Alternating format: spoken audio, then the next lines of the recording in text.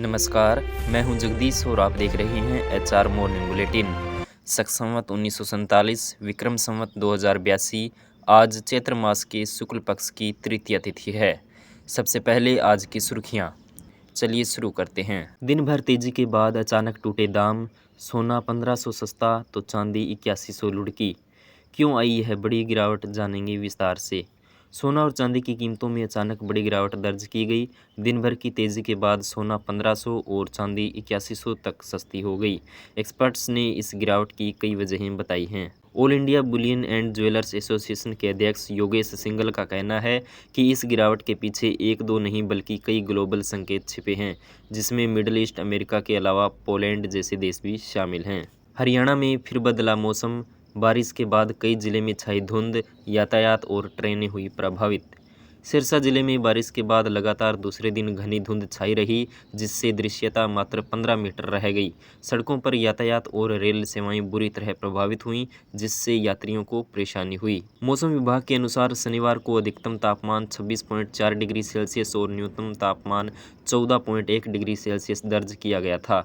बारिश के बाद वातावरण में नमी बढ़ने और धूप कम निकलने के कारण सुबह से शाम तक हल्की ठंडक बनी रही और यही ठंड रविवार को भी जारी रहने वाली है। फसलों को मिला लाभ, इससे फसलों को बहुत ज़्यादा लाभ मिला है। जींद से चलने वाली देश की पहली हाइड्रोजन ट्रेन पर लगा ब्रेक, समय पर गैस तैयार नहीं होने से ट्रायल बाधित। सोनीपत मार्ग पर चलने वाली देश की पहली हाइड्रोजन ट्रेन का ट्रायल तकनीकी बाधाओं के कारण फिर बाधित हो गया है।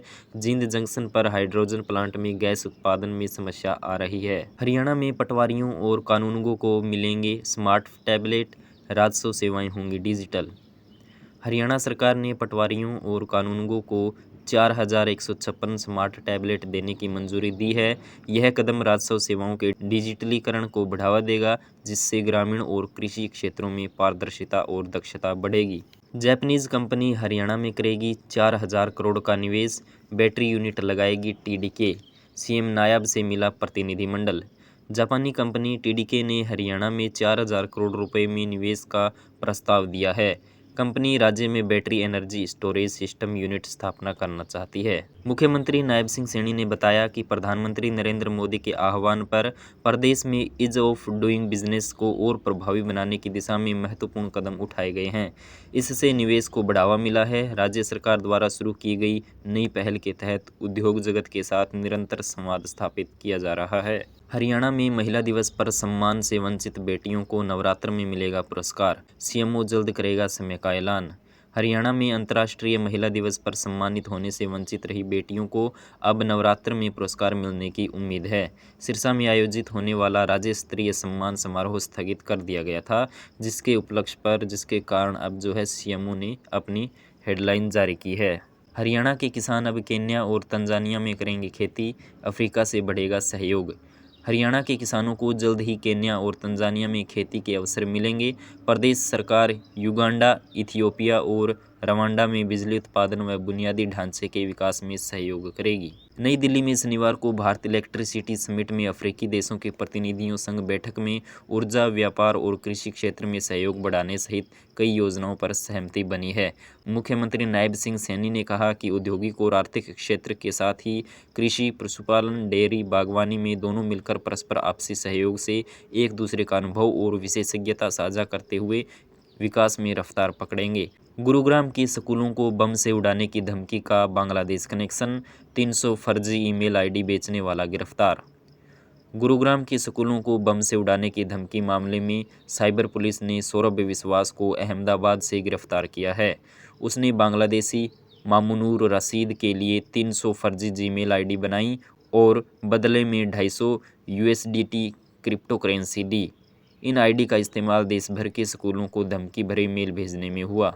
हरियाणा में प्रॉपर्टी खरीदना होगा और महंगा, 1 अप्रैल से बढ़ेंगे जमीन के कलेक्टर रेट, किसानों को होगा फायदा।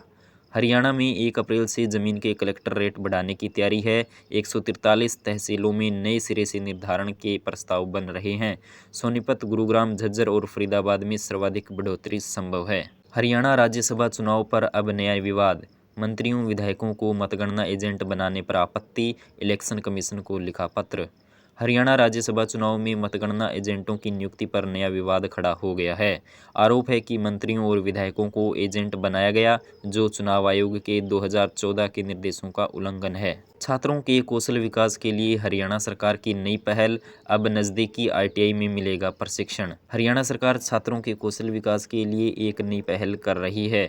सरकारी स्कूल के छात्रों को नज़दीकी ITI में प्रशिक्षण मिलेगा। Mission Olympic 2036। हरियाणा सरकार का प्रतिभा खोज पर जोर, स्कूल, कॉलेजों और खेल नर्सरियों में तैयार होंगे खिलाड़ी। हरियाणा सरकार मिशन ओलंपिक 2036 के तहत 36 पदक जीतने का लक्ष्य लेकर चल रही है। इसके लिए राज्य में खेल बुनियादी ढांचे को मजबूत किया जाएगा। महेंद्रगढ़ में शुरू होगा QR कोड आधारित एड्रेस सिस्टम, हर घर को मिलेगा यूनिक डिजिटल पहचान। महेंद्रगढ़ नगरपालिका एक आधुनिक डिजिटल एड्रेसिंग सिस्टम लागू कर रही है। इसमें प्रत्येक वार्ड, मोहल्ले और गली में गली नंबर, मकान नंबर और QR कोड आधारित पहचान होगी। हरियाणा बोर्ड ने बदले 9वीं 10वीं कक्षा के पासिंग नियम, त्रिभाषाई फॉर्मूला लागू, 7 विषय अनिवार्य। हरियाणा विद्यालय शिक्षा बोर्ड ने 9वीं और 10वीं कक्षा के लिए पास होने के नए नियम लागू किए हैं।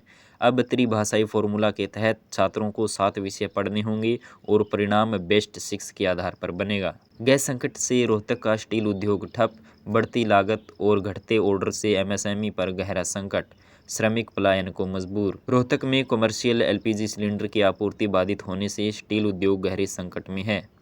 HSIIDC औद्योगिक क्षेत्र में उत्पादन ठप हो गया है, जिससे 100 से अधिक MSME इकाइयां प्रभावित हैं। अरावली के वन्यजीवों पर रहेगी 24 घंटे सातों दिन नज़र। फरीदाबाद के धोज में बन रहा हरियाणा का पहला निगरानी केंद्र। फरीदाबाद के धोज में प्रदेश का पहला वन्यजीव निगरानी और अनुसंधान केंद्र स्थापित करने की तैयारी है। जिला वन विभाग ने इसका विस्तृत प्रस्ताव सरकार को भेजा है। यह केंद्र वन्यजीवों के अध्ययन, निगरानी, बचाव और पारिस्थितिक अनुसंधान के लिए कार्य करेगा। गेहूं खरीद की नई शर्तों पर भड़के फतेहाबाद के किसान, हरियाणा सरकार को बड़े आंदोलन की दी चेतावनी। फतेहाबाद में पगड़ी संभाल जट्टा किसान संघर्ष समिति ने गेहूं खरीद की नई शर्तों का विरोध किया है। किसान नेताओं रविंद्र सिंह और ओम प्रकाश की अध्यक्षता में हुई बैठक में सरकार की नीतियों पर गहरा रोष जताया गया। एक बार फिर आपसे एक छोटी सी रिक्वेस्ट है कि चैनल को सब्सक्राइब करके अपना सपोर्ट ज़रूर दें। आज खबरों में बस इतना ही। देखते रहिए आपका अपना हरियाणा का सबसे बेहतरीन news channel HR morning bulletin. इसी आशा के साथ आपका दिन शुभ रहे।